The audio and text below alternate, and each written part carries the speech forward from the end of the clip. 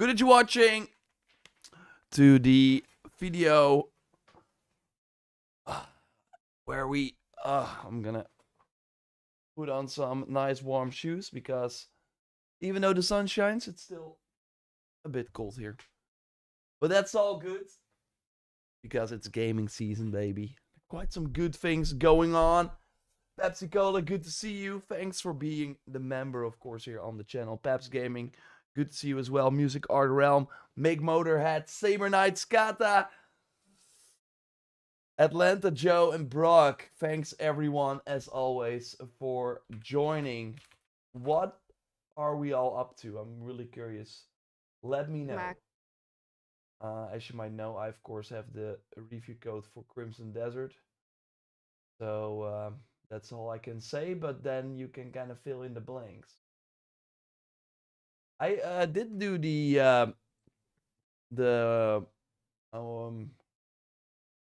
let's see. I did do the Ghost of Yote Legends mode, of course, yesterday on the stream, which was quite awesome. Not sure if any of you watched that. But we had some, like, this is like one of the fights. You're supposed to be dead. No matter. Lord Saito will reward me for killing you again. I'll lay waste to everything.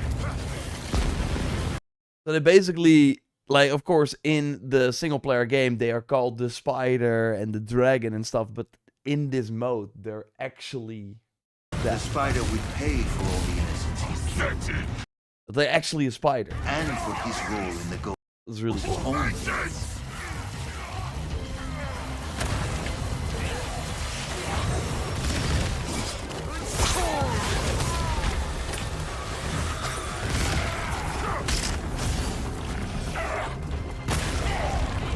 Yeah, I would totally suggest if you've not tried the Legends mode yet. Oh wait, well I'm a big whip. Well, I have a big webcam mode. Okay, that's funny. I would suggest give it a shot. Let me know if you've tried it. The Redwood Venom and Remote Tenolo, good to see you as always. David, Arman, Thrawn, 53 nights, 1 week out. Anything on the Crimson Desert? Well, yes, yesterday. But I'm waiting for the console footage. Digital Foundry said they're gonna put up a console video, it seems, today. Or not today, but this week. So I'm expecting it tomorrow then. We, of course, had all the Crimson Desert feature videos on Thursday. But what we did get for Crimson Desert is this. Over on Twitter, they posted the system requirements, so the PC specifications. Basically, 4K 60. You gotta have a pretty beefy setup, of course. But more interesting are the console specifications that we see right here. So there is a performance balanced and quality mode. Let's see if we can make this image a bit bigger.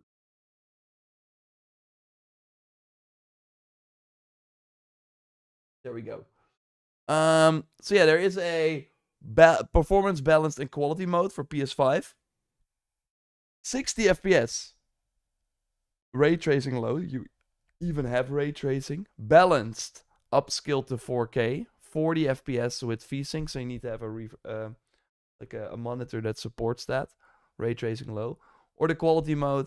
Upscaled 4K. So even the quality mode doesn't do 4K, but you do get the ray tracing, 30 FPS. Like, I've of course played the preview version of Crimson Desert. I think 60 FPS is the way to go with how the combat is. So I would suggest performance mode probably for that. On PS5 Pro, it looks way better though. Like the PS5 Pro, I think this is a great image that highlights that the PS5 Pro is kind of crazy, especially now with the updated VRR that they of course have, because yeah, you have the 60 FPS and even above if you have a high refresh rate. You can even go higher than 60 FPS on PS5 Pro. Upscale to 4K. But yeah, that is with the PSSR, that of course the upgraded PSSR. And what we saw in Resident Evil had the upgraded PSSR already that we saw in the Digital Foundry video, and it looks great. I am curious, like you would think the PS5 Pro update would then be out, right? I don't think it's out yet. But yeah, that is pretty nice. You still have ray tracing. On quality mode, you have ray tracing ultra though. I'm really curious to see the Digital Foundry video, but yeah, PS5 Pro having high rate. PS5 Pro is a way, basically, it's almost the quality mode from the PS5, but with like higher FPS. Although the base PS5 can also go to a higher frames per second, but that is pretty crazy. On the Xbox side, the Series S can barely handle things, but you still have a performance mode at 40, which is pretty nice. No ray tracing though, and a quality mode. And then on Series X, it's similar to the PS5. So that is very crazy. Now, of course, we still have to see the console footage. So we will have to wait and see how that actually shakes out. Did they really say this week? So I think they said that on... I think they said that on... I think I saw it on Reddit. Digital Foundry.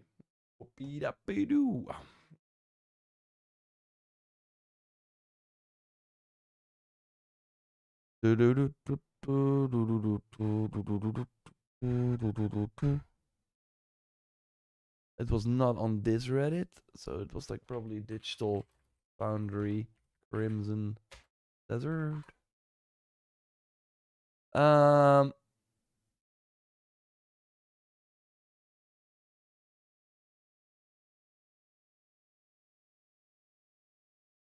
So yeah, they already said that they will have a console performance analysis ready at launch. So that's already good.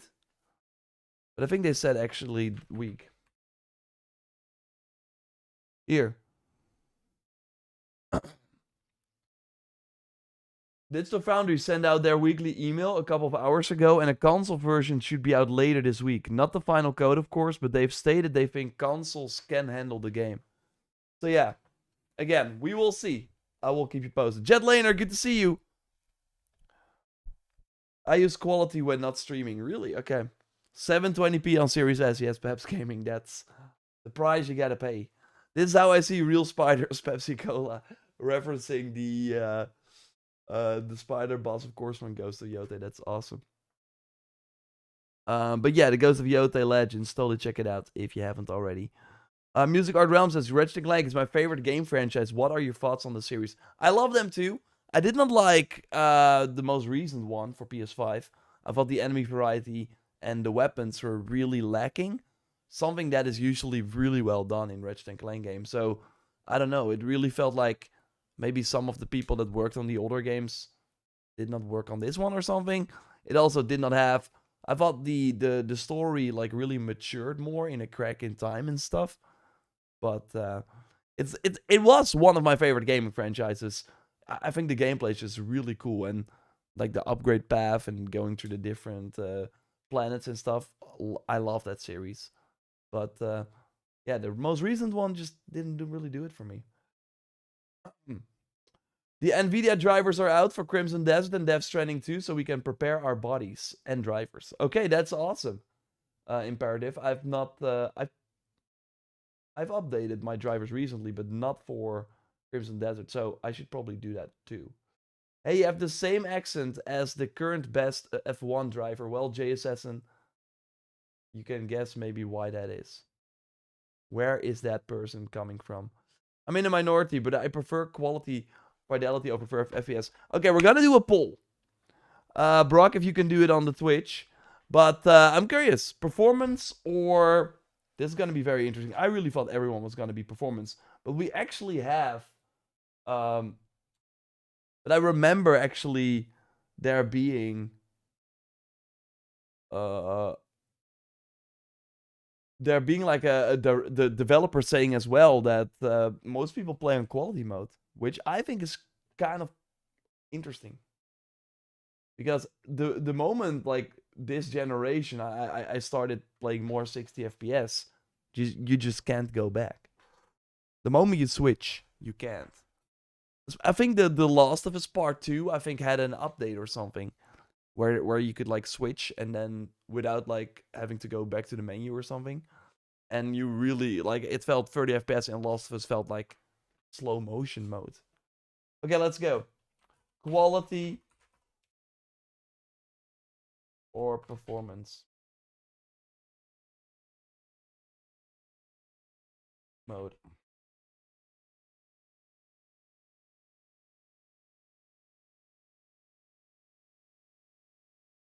There we go.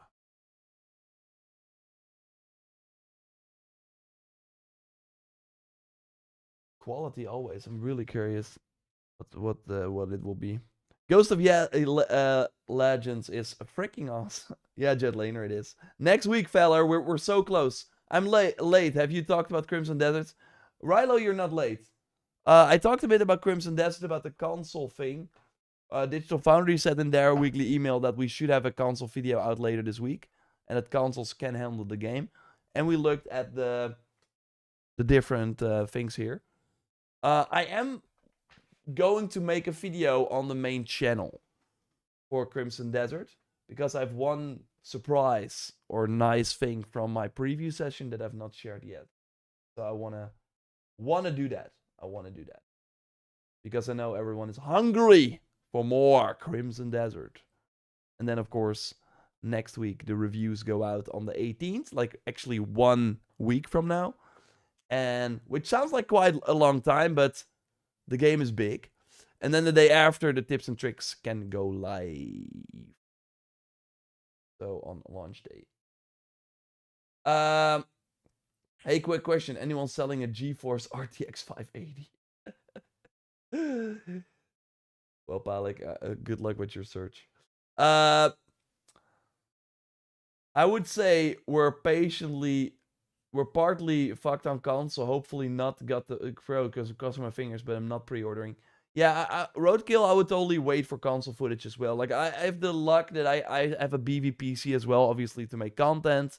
I rarely play on PC, but the more I do it, the more I'm like...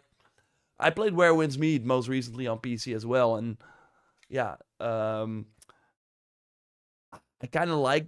having a really BV PC makes PC gaming, obviously, a lot of fun, but I still prefer, for longer sessions, yeah... just sitting on my couch, big screen, 65-inch, let's go. Performance still most, so... yeah, still performance.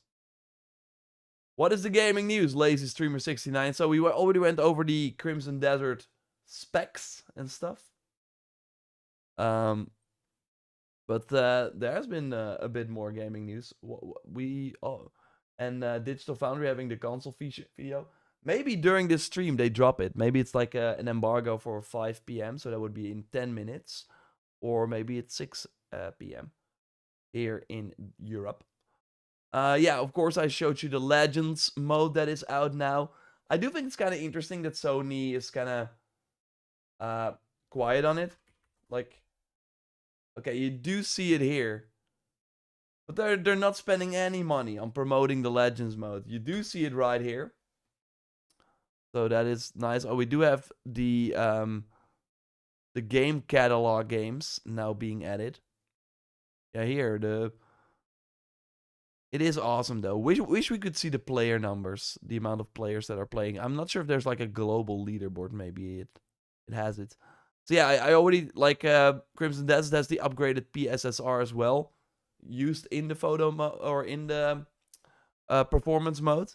So the game is native 1080p, but with the new AI upscaling technology they use on PS5 Pro, it should still like look like 4K. And what we saw in Resident Evil, it still makes the game look great. So I have high hopes for the PS5 Pro version, but obviously on the base PS5 it should be no issue as well. Although, let's see. Hey Black Knight, good to see you.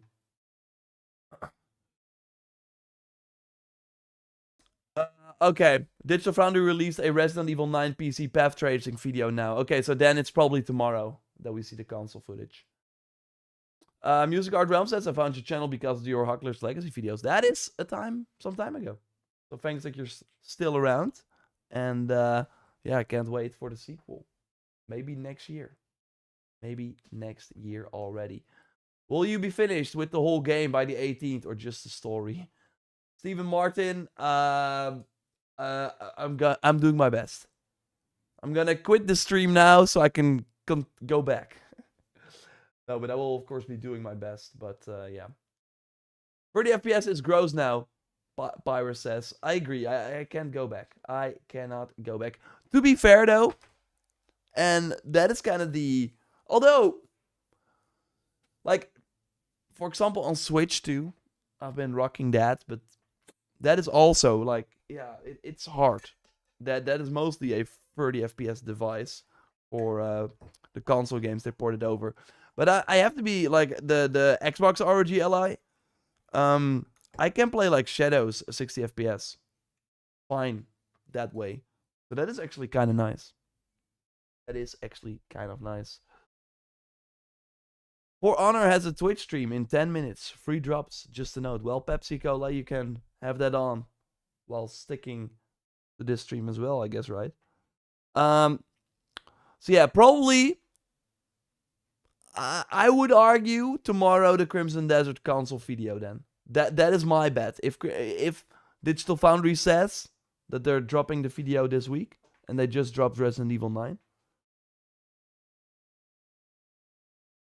How the fuck has Hogwarts been out for almost 3 years, Spires? I don't know. It is 3 years because it launched in February, right? Or did it launch like in March? Hogwarts Legacy. Yeah, February 10th. It's already 3 years old. Maybe next year, during the 4th anniversary, they're gonna reveal it. Maybe during the State of... That's not the State of... I think Game Awards now. I don't know. We will see. I got bad eyesight and an old TV. 4K would be wasted on me. Okay, put all those resources towards the performance then. When do you think Crimson Desert should address the day 1 patch based on your preview post? What do you think Crimson Desert should address in a day 1 patch based on your preview post? So that is a good question. I think overall there have been some like I think maybe hints for the puzzles or something like that. But like an option. I don't like. I want people. I'm always for, as people know, that the multiple options. Like, if you like a more challenging game, just don't use those options. But if you just wanna like have like a limited time to play, and I know many people are that way, but they still wanna get to the good stuff for Crimson Desert. Then having like maybe an hour or two per night to play and then being stuck at a puzzle for a long time. Like, I don't know if that's the case, but that could be possible. Then you're like, damn. So having like some sort of... Like, they don't have to like tell you the solution of the puzzle. Just say a hint. Hey, have you thought about using this ability? That is all. I mean, you could like look it up on YouTube as well. If those videos are out there by that time. But that would be maybe one thing. I'm really curious. I have like high hopes for how they're going to handle the post-launch for this game, because they are of course used to the to Crimson or to Black Desert Online. Like, they're an MMO live service studio doing a single player game, and we rarely see that. Mostly it is a single player game trying a live service game. That is what we've seen the past generation and this generation. The BioWares, the Rocksteady. Now Guerrilla Games is following that trend. And yeah, it's probably all not going to end well.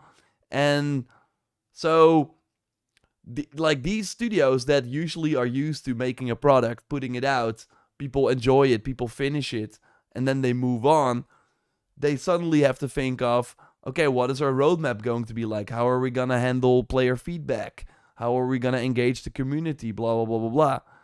And I think it's way better. Like, you can kind of compare it, and this might be a weird comparison, but if you are a long-form YouTube creator, it's way easier to make short-form videos as well than being a short-form creator trying to make people care about your long-form.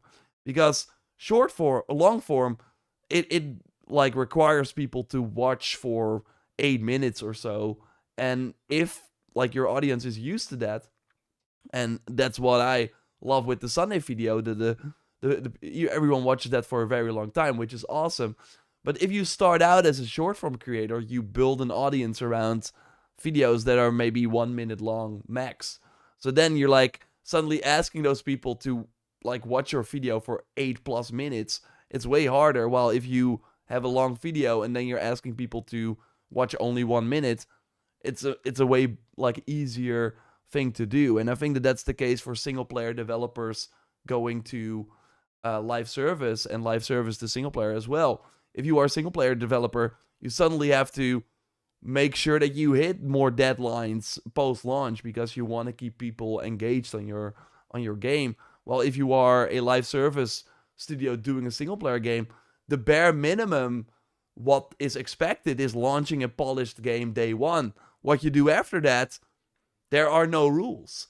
And I think with Crimson Desert, they're probably going to knock it out of the park in terms of the post launch, where they're going to be so reactive. They're used to reading all the Reddit posts and forums and making very quick changes. I would not be surprised if the PC version gets updates faster than console as well, because I think they're mostly used, like Black Desert is on console as well, but they are mostly used to like working on PC and pushing even updates to their own launcher. I think Black Desert Online has their own. Does Pearl Abyss have their own launcher? Because then it's of course way easier. Yeah, you can like download the client. So you can download the Pearl Abyss client for Black Desert Online. Like that is of course not the case for Crimson Desert, but still PC patches are way easier than going through the certification process for PlayStation and Xbox. So I would not be surprised. My prediction is the PC version will have some things earlier than on console. We will see. I hate short videos. Well, Robo Wizzo, you don't have to watch them. That is the good part. I heard there are hints with the lamp. So by the way, one thing I figured out. So I of course, what is the thing on the thing on the internet is you can just if you just want like an easy life on the internet, what you have to do is agree with the common thing that people are all agreeing on. Another like a good example here is every so often I make the mistake.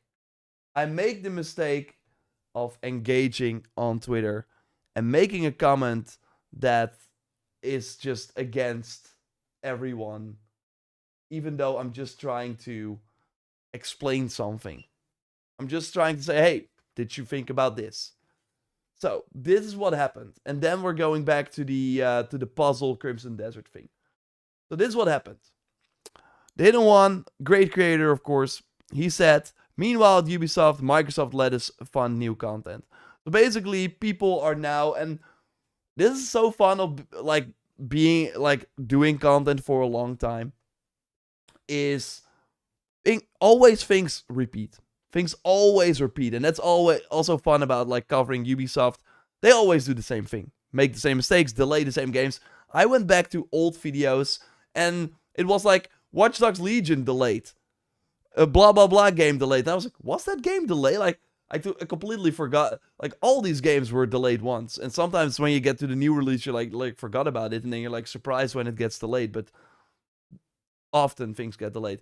Either way, the point is, when Ghost of Tsushima came out, this was the exact same conversation.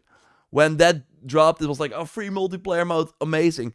And both Tsushima and Yote Legends being free, it's crazy. Like, it's a really good value. It's an amazing mode. So they show, whoa, look at all these items. Okay, they're just reskins from the main game armor sets, and that's fine. Again, it's a free mode. There's a ton of free content. The missions are completely new, even though they use like maps from the main game, from the single player game. But it's awesome. So yeah, people are like, whoa. Meanwhile, Fortnite increased the prices of microtransactions. Yeah, I mean, that's a good comment. That's like, everyone hates microtransactions. And I don't want microtransactions in games as well. That would be the perfect world, of course. So then the hidden one is like, meanwhile, Microsoft microtransactions let us fund new content. Basically implying, look at Ghost of Yotei. They are giving this multiplayer mode for free, while in Assassin's Creed, they say, hey, do you want all these free stuff? Well, that's why we have the microtransactions. So my comment is, and of course, rule number 1, never engage on posts about microtransactions are bad, because that is always, it's a mine. It's a trap. Don't do it. Just agree with everyone. Microtransactions, they suck. We don't need them. So my comment is, you do know you need PS Plus for this mode, and guess who gets all the money from that? So my point is with this tweet, saying that, sure, Ghost of Yotei is free, but there's still a company behind it.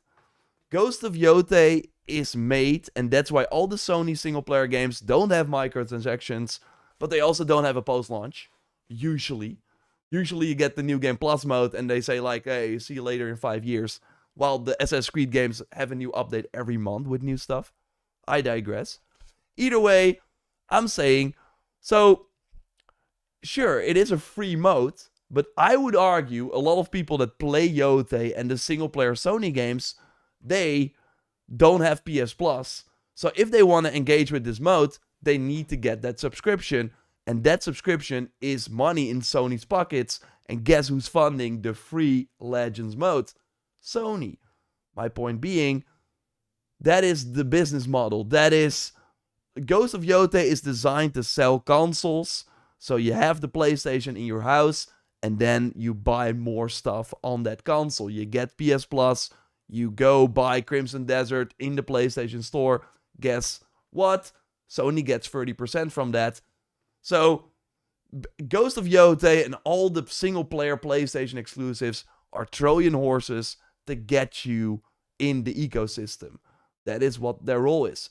Ubisoft doesn't have that leverage. What they do is sell software, then you come into their world, and then they hope that you stay for as long as possible. That's why they make these games very long. I'm not saying that's good, I'm just explaining what is going on. And then you might spend microtransactions, and that is where they make their money. So, yeah, you can say, whoa, Ghost of Yotei, give this free mode. Why is Ubisoft not doing that? Again, it's different. It's apples and oranges. It's different. But I should not do that. I should not make this case, because then everyone is like, you cannot compare the two. And that's my point. Shield this, shield that. So, then we reach the Crimson Desert, and I see comments, I'm gonna respond to them in a moment. Then we reach the Crimson Desert situation. During the podcast last week with Luke, a free roam, of course, check it out on Spotify or on the Luke Live channel. I said, I think the puzzles for Crimson Desert, from what I've seen, they could be an issue for some people. I'm not saying that, I'm not saying they're bad. I think it's cool that they are there for people that want the challenge, that don't want the hand-holdy. But I do think people look at Crimson Desert, they see people they see Cliff flying on a dragon, they see amazing combat. They never showed the puzzles. They did not show the puzzles in any of the footage. So the first time we finally get to play what the real game is, we see the puzzles. So I'm like, just so you know, it might be that you pick this game up, you think you get one experience, and you still get that experience, but to get to that experience, you might encounter a puzzle or two where you're like, what the heck am I supposed to do? It's not clear, you're stuck, blah, blah, blah. That is my point. It's way easier to just be like, oh, the puzzles were easy. I'm a good gamer. I'm just saying, I think the puzzles could be better explained. But then I figured out, I looked at other people's footage, and there's one tip that was not in my game. So I had a bug during the puzzle where I did not see a full explanation. So that is why I also did not get the full picture. So obviously my experience of this puzzle is like, what the heck? And that was because I also had the bug.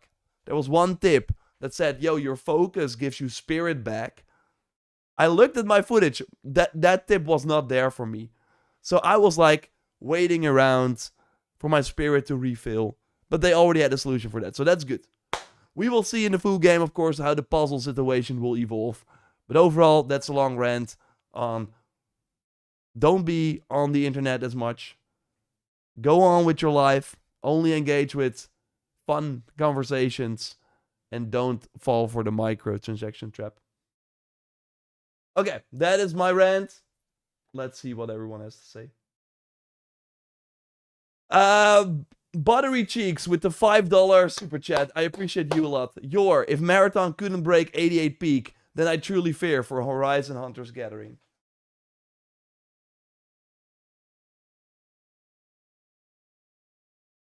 I got this, by the way.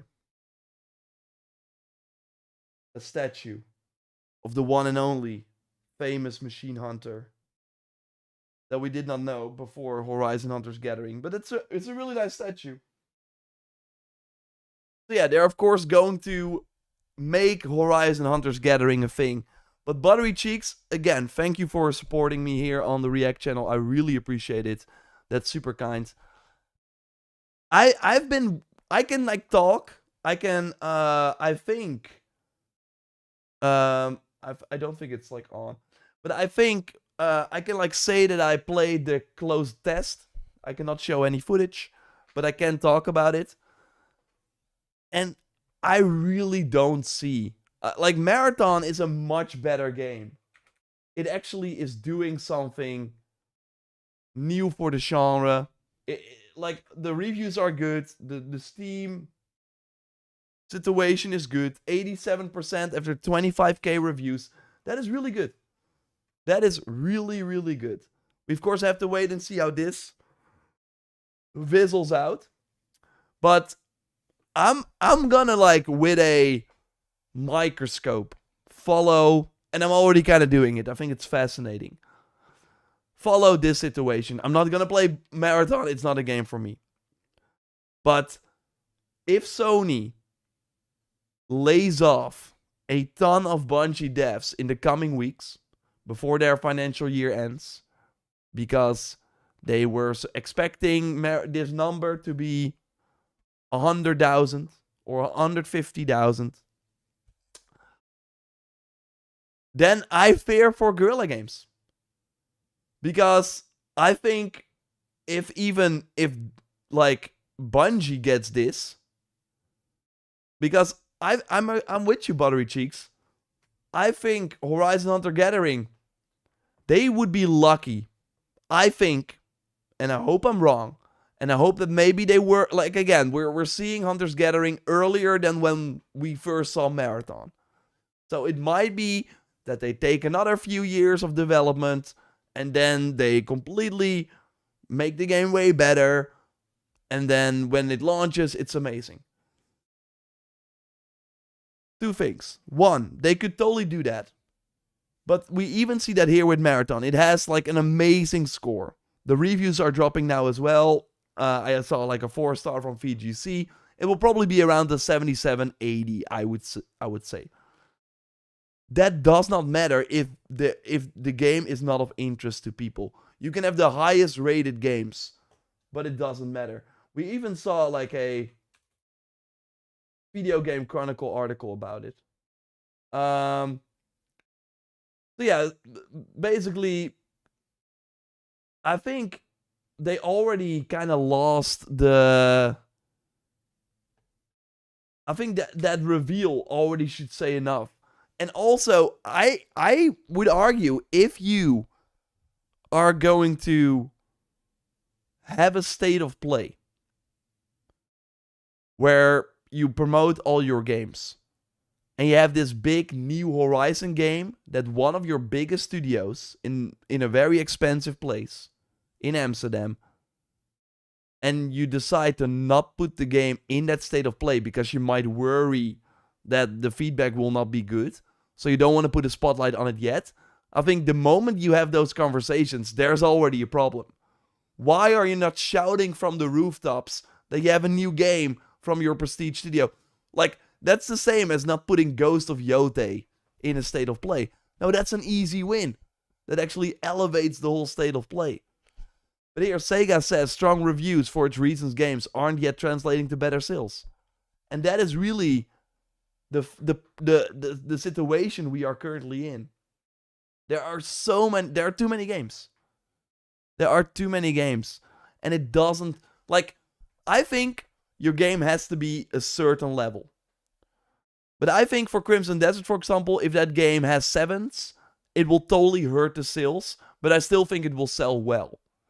But if it has an 8 or a 9 on Metacritic, it will sell enormous. Like, it will only get crazy. Like, they have a baseline now, and the reviews, I think, matter a lot as to how big that ceiling is that they can reach with the amount of sales. But your game has to be a game that people want to play, because it also goes the other way. If you have an amazing 9 out of 10 game, but nobody wants to play with these characters or that gameplay loop, like, yeah, then a review doesn't suddenly change that.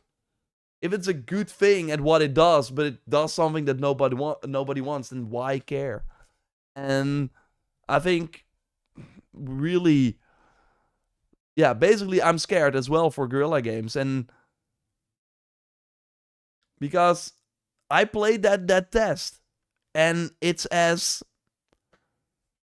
kind of feels like soulless. It's really as if a different studio made an Horizon game.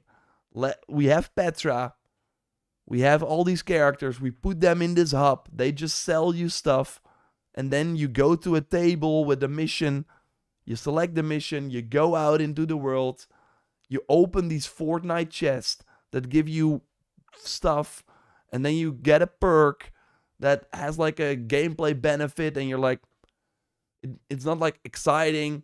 You fight these machines, the machines are great, the combat, it feels kind of great, the combat feels good, but we know that from Guerrilla Games. But it's like so different from the Horizon combat that if we were not fighting the machines, this could be any game. And that is, I think, a problem. And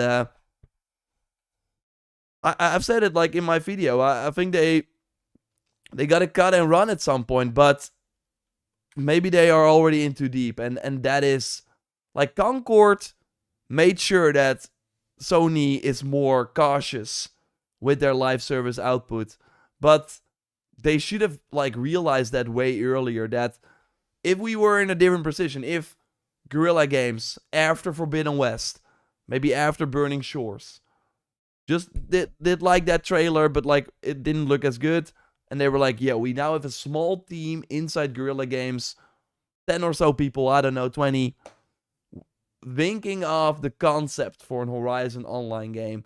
This is what we have now. Let's discuss. We have a very early test. Come play with us. And this is it. And then they could still make choices. And then it was not like the next big thing from this studio that everything is banking on. And now it is. And then they could have the big team work on Horizon 3, finish the trilogy. So, like, it will be 20 years. No, not 20 years, sorry. It will probably be 12 years. More. 2017 is when Zero Dawn came out. Next year, Zero Dawn will be 10 years old. Horizon 3 is likely 2030. So it will be 14 or 13 years until the trilogy is over. I'm worried. I didn't even know Slay the Spire till people were comparing it to Marathon in terms of launch sales. Yeah, I think the comparisons with like an indie game that is $20, I'm not a huge fan of that. I think it's way better to look at studio size. And like for some, or like you can compare it to sports teams as well. For Real Madrid, it's really bad to lose against, or like you maybe like draw against a team that is way below them, while for a team that is like way smaller and that is like 18th on the list, to win from that same team or to draw, it's a way bigger deal. And that is what is happening with the Marathon and the Bungie and Guerrilla Games situation. If they were like a small team making they trying out a game and they had 88,000 like max for Marathon, this was a huge success. Like many games would die for a max concurrent like this. But for Bungie, a US game studio where the average salary of one of those developers is likely 100K or something, they worked on this for many years. And they also don't have another money thing because Destiny 2 is really not doing well either. Like at one point, you gotta come in, and I think that's my prediction for this situation is as follows. They are going to cut a lot of people from this team. They're just gonna have still a team on the post-launch, but it won't be as big as the amount of people that are working at Bungie right now. Perfect world. You put those people on Destiny 3. Have the Marathon live service team, have the Destiny 2 live service team. Maybe have that like Destiny 2 live service team be way smaller. Put the majority on Destiny 3. But Sony will be looking at the books. They will be like, okay, Destiny 3, 3-4 years. That is another $300 million. What is it gonna do?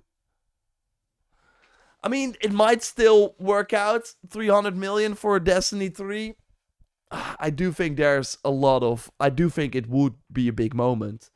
But it is a gamble. It is a big gamble. On the other hand, I think Sony they gambled big time when they bought the studio. So, making a Destiny 3 should not be the biggest gamble. But they closed Blue Point. Because that team could not make any like profitable game, or at least a game that would sell well enough. It's gonna be fascinating.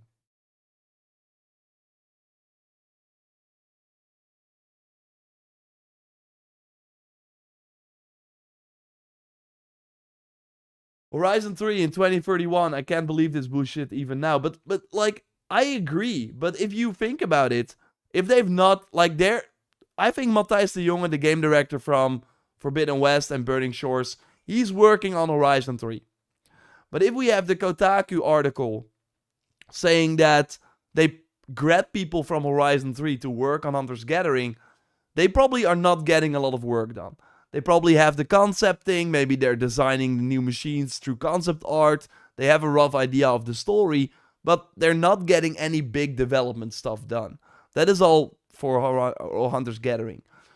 So if Hunter's Gathering, what I think will go, again, I think what I think will happen for Guerrilla Games, and again, it's not good. I think they will keep going with Hunter's Gathering. Or maybe this Marathon thing will like be okay, we have really, like, Herman is out, we're really going to do this in a different direction, and then they look at Hunter's Gathering and be like, there are two ways forward for Hunter's Gathering. They either go back to the drawing board big time and make a game people actually want, and not something that they think people want or that they hope people want, because if it does well and if it reaches the Fortnite audience, whoa, the potential is enormous, but that's not gonna happen. So, I think Hunter's Gathering is not gonna work. Again, if Marathon hits these numbers, Hunter's Gathering would be looking at 1/10. I think Hunter's Gathering peaks at a few thousand concurrents in this current state. I think. So, that is not sustainable at all. I hope that we don't even reach that point. I hope that they just, like, are It's kind of hard to predict, but I think it's gonna be not good. It's gonna be. So far they keep going.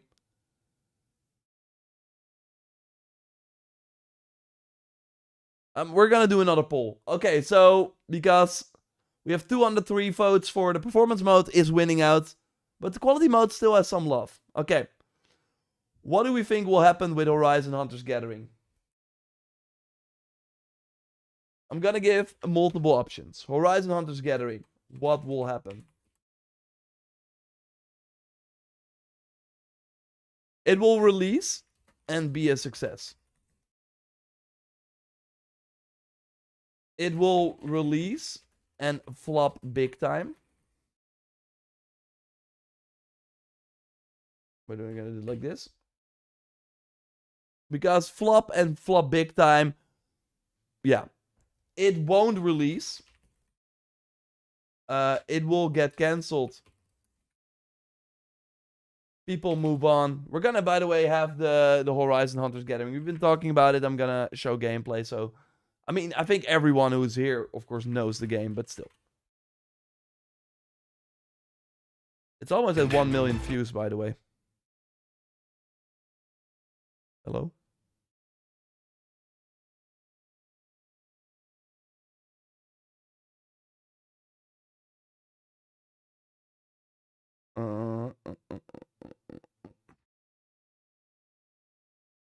Okay. Horizon, what will happen? It will release and be a success. It will release and flop big time. It will get cancelled. Before release.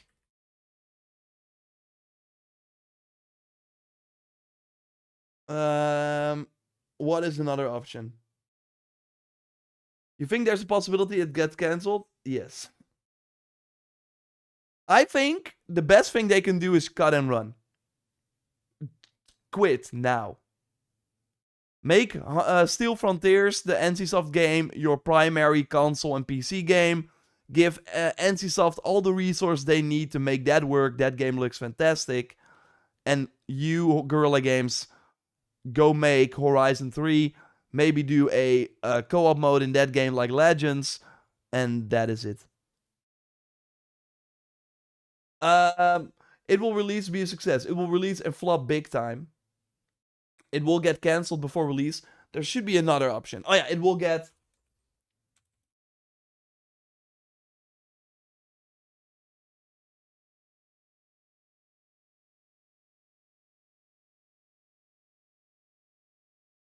They've been working on this game for how long? 3 years? I hate to break it to you.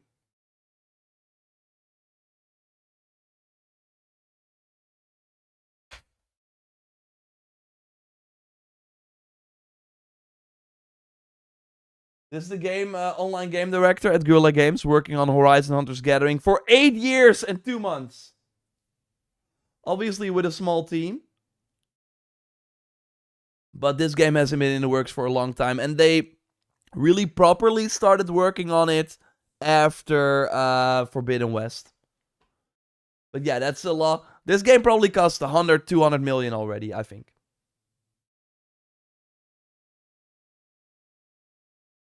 Yeah, Mr. LeBlanc. Yeah, good to see you. Every Wednesday, we're live here. Of course, talking about Horizon.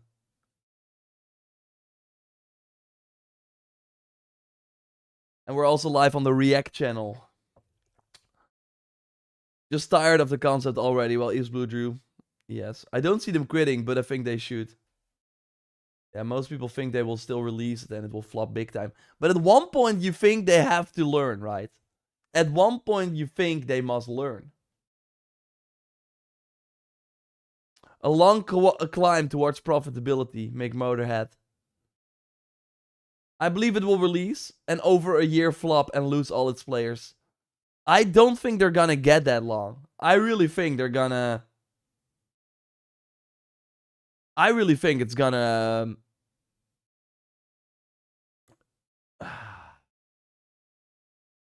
But it's like the definition of insanity, right? doing the same thing over and over again and expecting different results. That is Sony's live service strategy.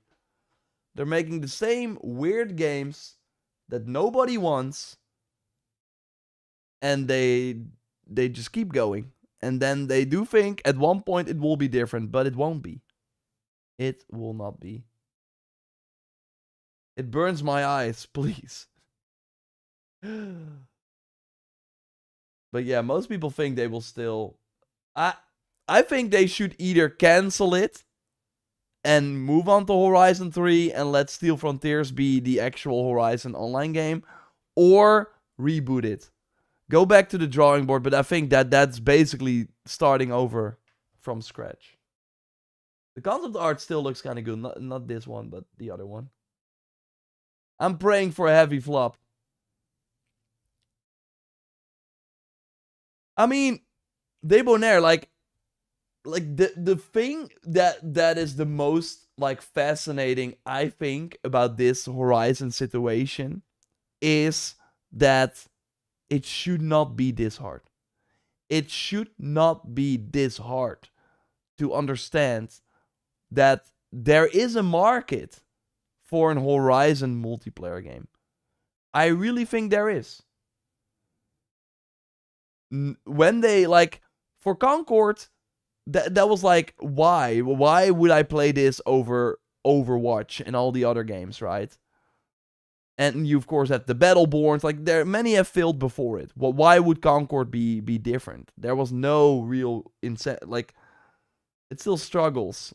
It's still wild that they went through with that. But yeah, that was a big learning moment for them, obviously. I think an Horizon online game, like, look at Ghost of Yotei Legends that just came out.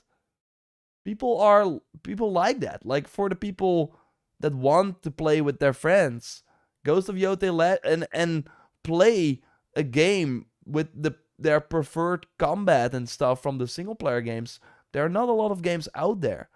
So having the actual Horizon gameplay but with friends is awesome. And I really had during that playtest that I did. So this is the closed test, of course, that they did a few weekends ago. Opening a chest like this, I don't know why, but it just got me. It just got me where I was like, this is really just the Fortnite opening of the chest. There's no chest in the freaking Horizon universe that you open like this. Why suddenly do it? Because they're really going for that Fortnite. Like, they should make Horizon 3 have co-op. Yeah, like, Tony, thanks for the super chat there as well. Appreciate you a lot as well. Of course, everyone joining, appreciate you a lot. But yeah, it's nice when people super chat. The problem is that it would not solve things, because they want a game that people play for an endless amount of time that they can add to. Like, Helldivers 2 is, like, you could see that as like a big success for Sony, but that is all, and it is totally the case. But I do think it's also them tasting a bit of that flavor that they always want. Because every month, a new Warband releases for Helldivers 2. That game brings in revenue every month. And all the other Sony games, they make a ton of money at release, and then they, of course, sell quite some copies still here and there after launch, but not like the first month, the first week is the biggest for all these games. And Sony doesn't want that anymore. They want to rely, and that is what we've seen with all these companies, right? They want to rely on a steady income. Because a lot of, like, the other like, a lot of other businesses have that. And live services provide that for gaming. So that Ubisoft is, like, they were saved because Rainbow Six Siege brings in money, even though they have not released a good quality and profitable game since maybe Mirage and before that Valhalla. So Rainbow Six Siege like, if Rainbow Six Siege, Ubisoft did not have that, they would be in a far worse state than they are right now. And all these other companies want that as well. If, for whatever reason, your big new game needs an extra year, you delay, or a few months, so you delay it out of the financial year, and your books will not look bad, you want that steady pace. You want to have those seasons. You want to have every quarter a nice like profit that you can build on with new releases. And Sony doesn't really have that. Obviously, they make a lot of money from other things, but for their first party output, they don't have that. So obviously they want that. And they're also seeing, okay, wow. So all these games that we make, they're 300 million. Or so. Like, that's what we heard for Spider-Man 2, Horizon 2, and Last of Us 2 were like 200 million something. Cost only increases. Salaries are going higher and higher. The cost of living, obviously. So we can like have these companies make the 300 million games for every 5 years, and then we launch them, we make a small profit on them, and then we move on to the next thing. That can be our business. Or we can sell these $20 skins that only cost us 1 week of multiple like employees to make, and the profit is like enormous. They probably get like 90% profit out of all these skins. So that is what they want. But so putting Horizon 3 or co-op into Horizon 3, like, it would solve the issue of not having Horizon multiplayer, but it would not solve their issue of having a recurring revenue stream. And that is the issue that they want to solve. They don't, I mean, I wouldn't say they don't care, but if Horizon on like multiplayer would never happen in a successful manner, they don't mind it. Like, they're like, okay, yeah, then it's just a single player game. Okay, we tried it, it doesn't work. They're not gonna like keep something going or put resources towards something that doesn't work, even if that means there are no ways to play Horizon in co-op. But yeah, and that is an issue as well. Like, they are only trying things if it really makes a ton of sense, and if they really make a lot of money. Otherwise, it's not worth it. Like, look at Bluepoint. They can like remake a random game, and it might sell like maybe 1 million units, and they might like get like 10 million profit on that. It's not good enough. All they had to do was copy Monster Hunter. I think so as well, Anthony. I think so as well. The Horizon phone game. This is a reskin Fortnite. Yeah, you could argue that. Rainbow Six came out before the extraction shooter got super saturated, I feel like. What will Horizon Hunters Gathering cost? We don't even know that. If they will, like, you would think that for a game that everyone at Guerrilla Games is working on, they're going to probably go for that $40 price tag, right? That would be my guess. That it's the same as Marathon, Helldivers, and Concord.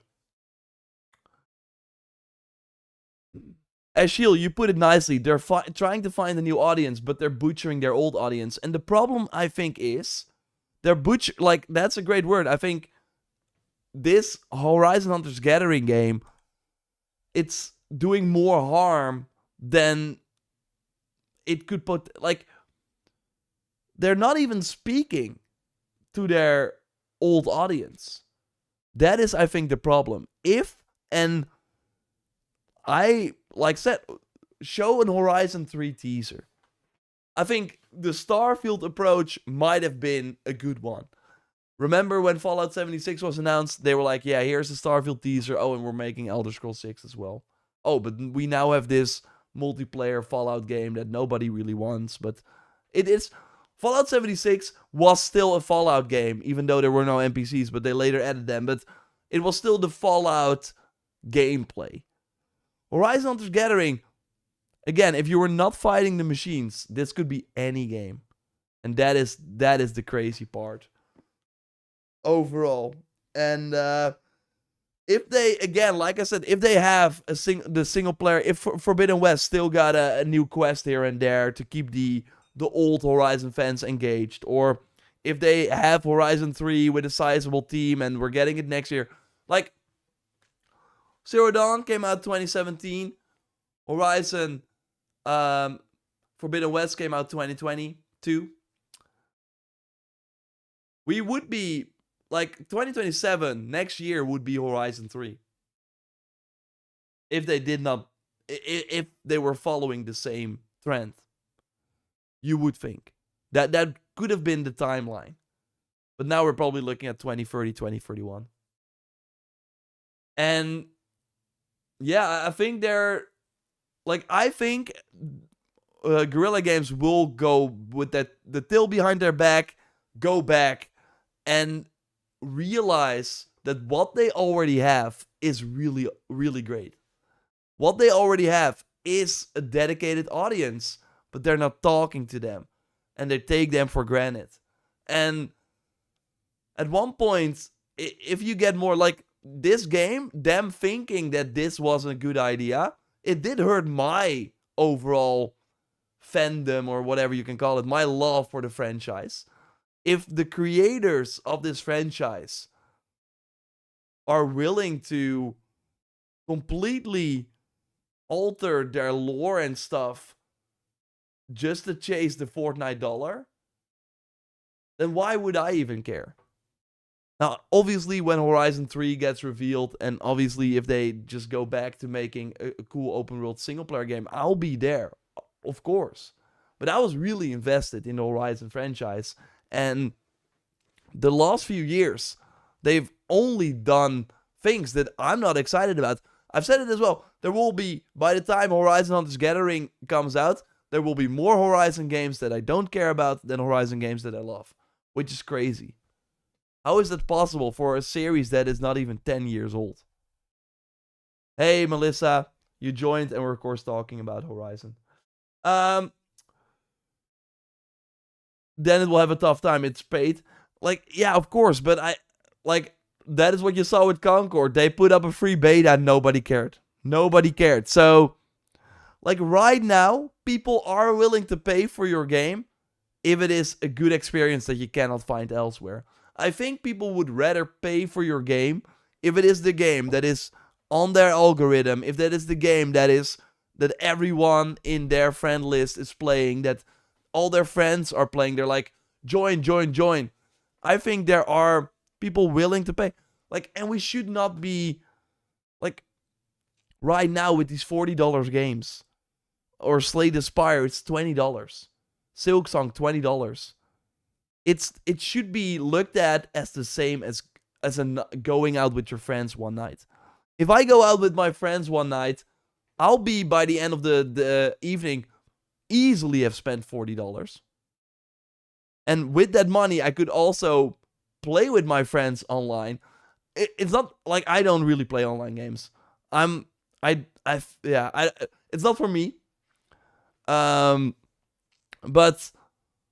just like basically how I think and how most people are looking at it is, it's just like you're spending time with your friends. There are multiple options, and sometimes just buying a game together is like a valid option as well. So I think $40 is a really fine price, and that is what we're seeing. So I think free to play, it's kind of lost its value as well. Like for a game like Highguard that is not part of a that really needs like a get people in the door to even care. It's not made by a studio that people care about. Nobody knows the franchise. Yeah, that makes sense for them to go free to play. But I really think like free to play is not the way to go for most games anymore. I also think a free game means, and we saw that with the Game Pass model as well, if people have no horse in the race, if they never paid for your game, then they can way easily drop it.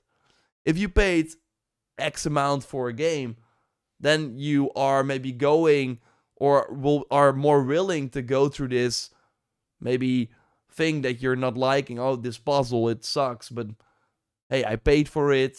I like the other parts. I'm gonna keep going. While I think on a Game Pass game or a free-to-play game, if something sucks, it's super easy to just, like, you have no horse in the race. You're like, I'm out, goodbye.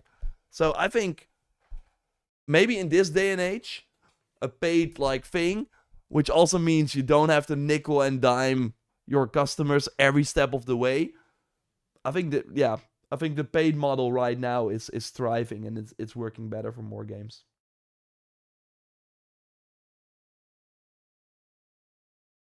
Cole each, with all due respect, no one is asking for Horizon 3 as much as you. We want not Horizon from them. And what would you suggest Guerrilla Games then makes? Of course, Horizon 3, like, we have to finish the trilogy. So it's of course going to happen. So that's why we're asking for it. You want probably Killzone. Well, Horizon Zero Dawn sold more than all the Killzone games combined. So there's a way bigger Horizon audience than the Killzone audience. So that is not... Like, I would love for Guerrilla... Like, my perfect world would be... They did not touch Hunter's Gathering. They're like, yo, NCSoft, you guys know how to make MMOs. You did the Blade and Soul, the Guild Wars, and all that stuff. Whoa! What you're making now looks fantastic. You guys know the live service industry way more than we do. Here, you have the keys to the Horizon Kingdom. We are right here working on Horizon 3. Oh, and by the way, when we launch that game, we might do some crossover. So that if you like play Horizon 3, you get like a cool skin in Steel Frontiers and the other way around. That is going to be our strategy. We will have Horizon 3 ready in 2027 because we immediately worked on it after Forbidden West. Yeah, good idea. Oh, Steel Frontiers will be out about that time. Boom, big Horizon moment. Good stuff. After Horizon 3, they're like, we got Steel Frontiers. That's still doing really well. Hopefully, again, that game looks fantastic. They are talking to the old Horizon audience. They're talking to the people that just want to live in the world like me. Again, what I was trying to say, people want an Horizon, like I would want, and I think there's a big enough audience for a constant Horizon game. I would love for an Horizon game to be my comfort food, to always have a new quest waiting for me every other week or whatever, that I can go hunt a machine, or that every month we get a new machine to hunt. That would be my favorite game of all time, probably. I would love that. Amazing.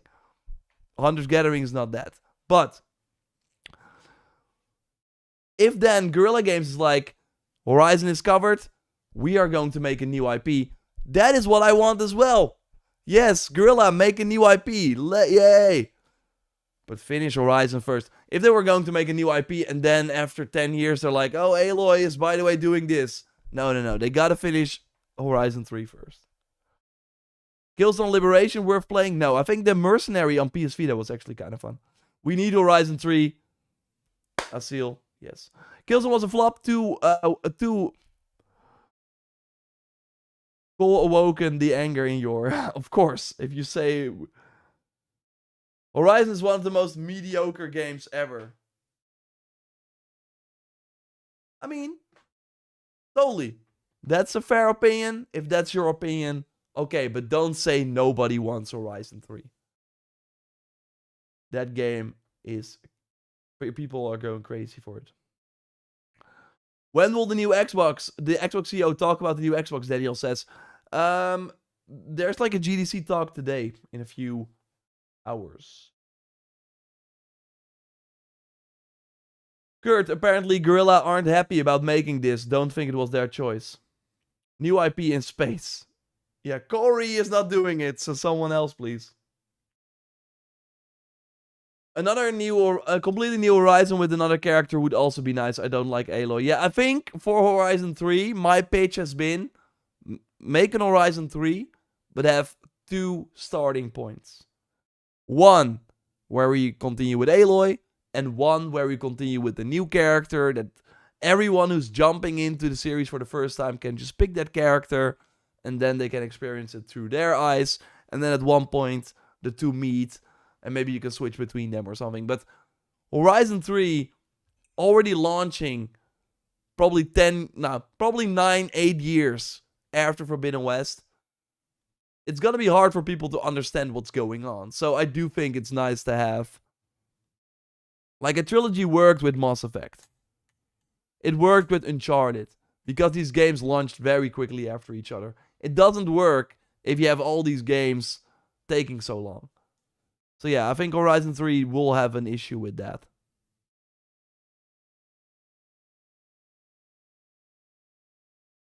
Kill Aloy or send her to space.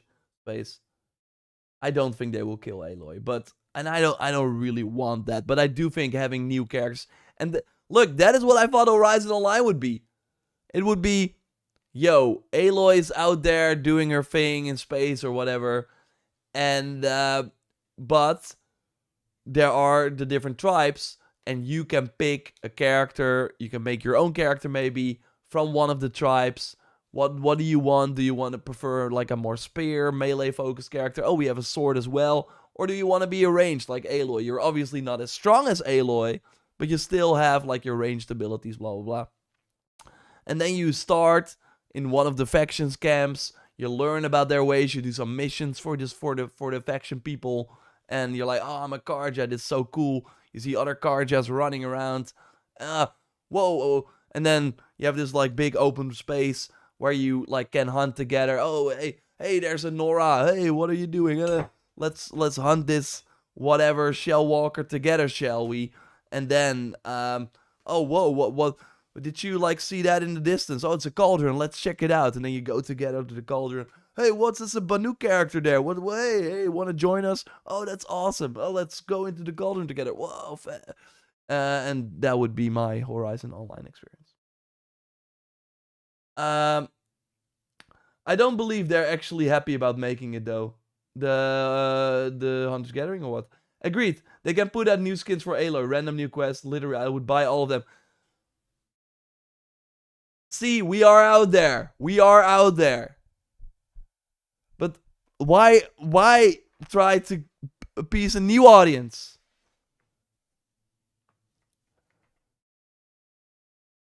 Damondar, I hope I pronounced that name right, but yeah, high five.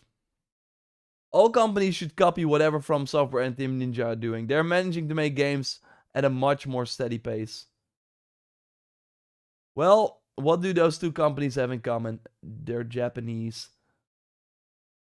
But yeah, it is pretty interesting that From Software has been putting out like a new game every year. Well, basically. If you call did Armored Core like launch in the same year as the Earth 3 DLC? And then last year they of course did Night Rain. And they have Dustbloods this year. I was like, what is their game next? The Dustblood. Next year they're probably gonna do their new big Elden Ring game. Solana playable, like, yeah, of course. I think it is still insane the game just focuses on one part of the world. That is also my thing, Makkerman. Why are we, for the 1500th time, still in the Zero Dawn region, fighting the Zero Dawn machines? I think Horizon Hunter's Gathering would be way more exciting if they're like, this is a new part of this world. And we're fighting new machines. It's like a Pokemon game, where every time you start at Professor Oak. Every time. They, of course, did that a couple of times. But if Silver and Gold, oh, we're starting at Professor Oak again. Obviously, they went back to that region. But my point, why are they... So they don't think the Hunter's Gathering is that important to make like new machines for it or to let us explore a new world. Why are we always there? And that also makes it less important or something. Any idea the storage size for Crimson Desert console? I don't think we know that yet. I'm not sure if that is on the page.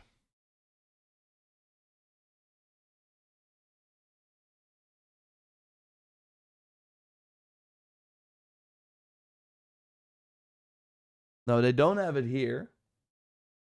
While they do for the ROG Li, they are saying the storage is 150. So I would probably like try and save up at least that. But the Professor is a different one every time. That's what I mean. If every new generation of Pokemon lets you like just explore Kanto, right? So go to the same Professor.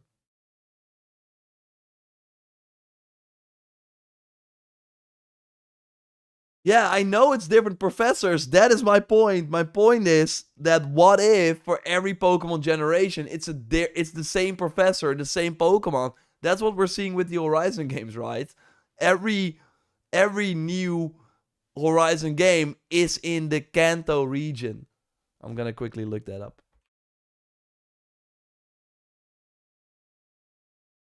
Yeah. So every Pokemon, like picking Professor Oak was not the best way to describe the Kanto region. I'm sorry. But I of course know that every professor is different.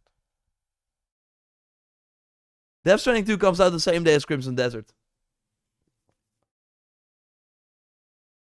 I really think that, of course, the gaming industry, it's in a rough spot. And there are certain things that are out of these publishers and developers' control. But there is a thing that they can control. And there are things that will actually make things better for them. And I've said it multiple times, and maybe I'm sounding like a broken record, but Ghost of Yotei Legends, it's a problem. Launching it yesterday is a problem. And you might be like, why? Because it's a week before Crimson Desert. People have time to play, and that's right. But there are more things that make a launch these days. And that is like press, content creators, other game launches, Monster Hunter stories too. If we go to Metacritic right now.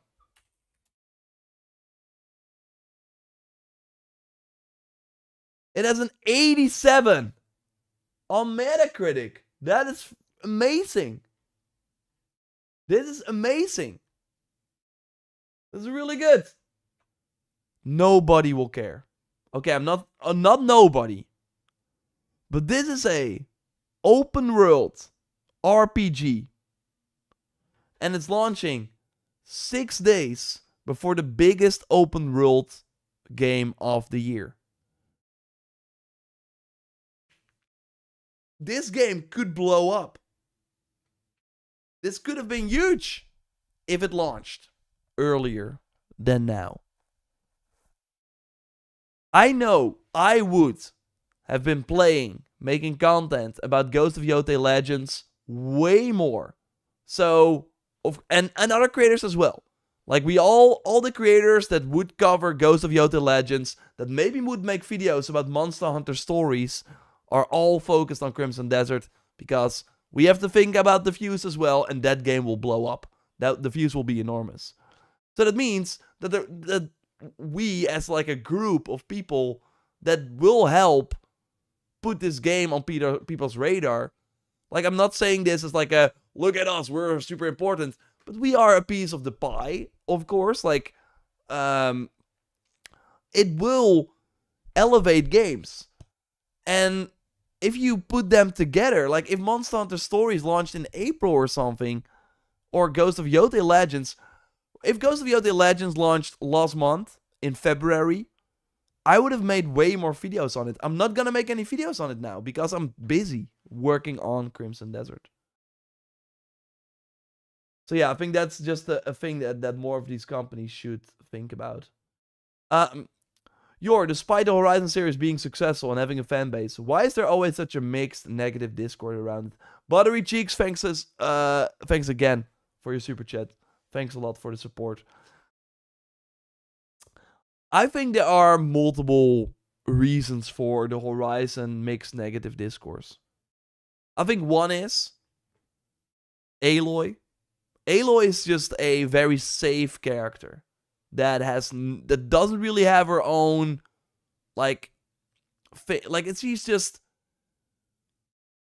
your typical pretty dry hero. I'm fine with her, but I like the world and the factions and the machines more than Aloy. To me, for the Horizon universe, the world and the setting, seeing the ruins of the old world, so America, and what it turned into, and seeing a brand new machine, that is the exciting part. How Aloy reacts to things. I think in Zero Dawn, Aloy had a very interesting journey that was interconnected. In Forbidden West, it was kind of she was not really a likable character as well. Her whole arc was about, I don't need these people. It's like I have this important goal and I'm pushing everyone away, and then realizing, okay, maybe I need them and they can actually help me. And I don't know. I think that is part of it. I think the other part of it is that Guerrilla Games has not been doing a great job taking care of this franchise. The amount of releases, the amount of like merch, and I think the merch is not that big of an issue. Like, why do you think they do as much merch? People buy it. I think it's a really cool franchise to invest in terms of like the merch that they get, because there are again a lot of like aspects, the machines, etc. that work well with merch. But I do think that because Horizon is just something that comes up often, because there's a new merch drop, because there's a new statue, and I do think that this is hurting them, the Lego game, the remaster, like, those are like releases that bring Horizon in the conversation again, and that also are not like a positive thing. It's not like for example, look at Elden Ring. When is From Software talking about Elden Ring? When they launched the big game, when they launch the exciting single-player DLC that everyone wants, and when they launch a co-op mode that is like cheaper, has no microtransactions, and it's like out there, and it's like for a particular audience. It's more Elden Ring if you want it with friends. And people are like, that is awesome. Boom, boom, boom. Every time they talk about their franchise, it's exciting. And for Horizon, it's a coin flip. Oh, we're talking about Horizon again. Oh, what's it this time? Is it the game nobody wants? Or is it an actual, like, exciting thing? And it has, for the last few years, never been an exciting thing. Every time you see Horizon, it's like, oh. Even as a fan. And I think that is really... Then you have those people that have them, that were already kind of like... That they just, like, are like, oh, you also think that? You're a big fan. Well, let me tell you about my experience with the franchise. And normally, if people are, like, having a good time with it, and they're like, it's not for me. But now, if even those people, like, there's, like, a crack in their armor, it's like, yeah, those things that they're now doing, it's not really nice. Well, I was always like this. And then it suddenly becomes a non-cool thing to... Like, image is really important, of course, these days. And having a brand that is not very cool, it hurts. But I do think they can make Horizon very cool again. But they're really doing a bad job right now. So I hope that answered your question. That's what I think. But we then forget that it's one of the most beautiful games ever. That the combat is amazing. That looking at it, like even like going to the TikTok from Guerrilla Games. Like now they're of course doing all the Hunters Gathering stuff. Like people are constantly, like, the views are kind of crazy for this old game. But there is an audience. There is a big audience for it. That is pretty crazy. Like, I don't think... Correct me if I'm wrong. Is there another Sony studio that has a TikTok?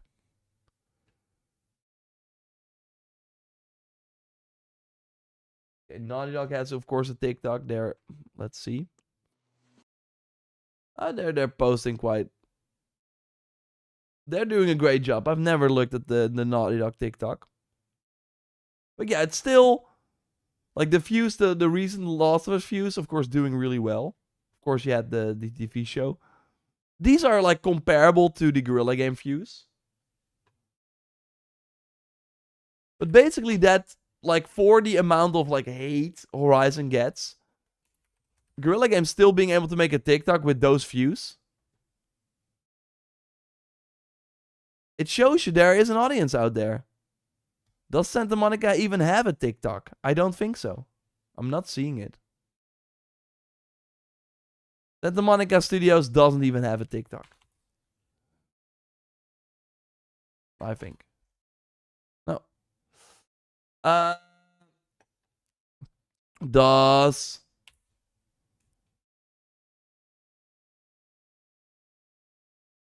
I don't know if that proves my point. But basically... Did you consider Crimson Desert flopping? I mean, it will only flop if Pearl Abyss has, like, insane expectations where they expect this game to sell like 15 million. But I think it's gonna do just fine. So yeah, most people think Horizon Hunters Gathering will just flop big time. And that they will still release it.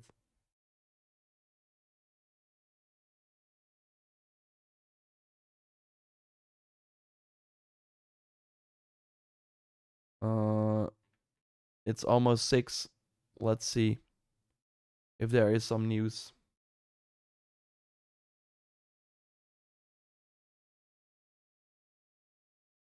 Insomniac. Yeah, but they, of course, like, I think Spider-Man is like cheating, right?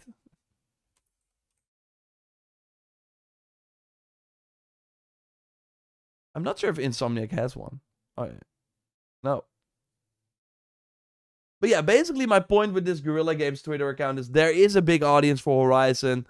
They can make like these nostalgic sort of TikToks, and they do well. But they have been like hurting it with these Lego things. Like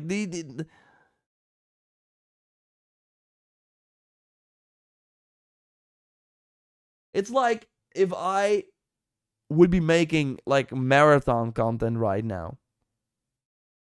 I don't even know. Like people would not watch that. Why would I go out of my way to try that? Of course you can try new things and it's not bad. But for a big studio like Guerrilla, while not giving people what they want, as if I like would stop completely with all the content that people want to watch. I would not do the Sunday video anymore. I would not do the Assassin's Creed content or whatever, my Crimson Desert stuff. I would just be marathon streamer now. Obviously, that would not go well. Well, that's what Guerrilla Games is doing right now.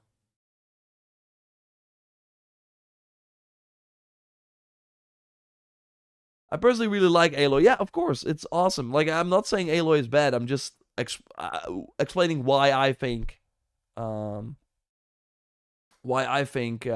Horizon can have like a negative discourse. Tony playing Horizon 1 on PS Portal, 1000p, 60p, 60 FPS. Yeah, the Portal is great. There are rumors that there's going to be a Portal with an OLED screen, so that could be big. RoboWizzo, one thing I love about your content, you never follow drama or make clickbait videos. Thanks. Yeah, that's of course the goal. There's not enough time in the world or in the day to worry about all that stuff. So you can play Horizon on Nintendo. You can with Lego Horizon. It seemed that Lego was actually, they were like, if you want to make a Lego game, it has to be on Nintendo, which is interesting. But it probably sold a few thousand copies. Ninja Bear, I know I'm late to the stream, but how's Ghost of Yotei Legends? Any additional updates to the main game? So Ghost of Yotei Legends is really fun. If you have a friend to play with, you should totally do that. You should totally play through the story missions. There are like 12 of them. And they have the incursions. The incursions are a lot of fun. So if people just joined, I'm quickly going to show this again. So this is... Remember how in the Ghost of Yotei Legends, of course in the single player, or in the Ghost of Yotei single player, you have the like the spider and stuff. Well, in the Legends mythical modes, they are actually what their name suggests. So in this case, You're supposed to be you are dead. fighting a huge spider. No matter. Lord Saito will reward me for killing you again. I'll lay waste to everything. So yeah, totally. If you have one friend, Spider would pay for all the innocent. because again, I do think it's good to have like someone you can communicate with. Then it's a ton of fun.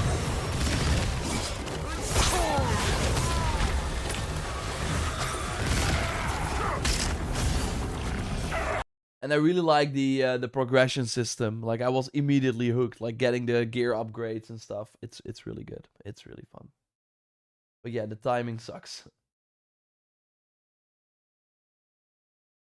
So thanks everyone for joining. This is of course the weekly Wednesday stream. Next week I will be back on Wednesday. It will be before my review of Crimson Desert. That will go then live later that evening. So yeah, keep it locked for that. Hope you have a great rest of the week. We're 1 week away from Crimson Desert. I know people are excited. And yeah, I'm gonna go back in focus mode. Focus on getting that content out so you can have tips and tricks and my review next week.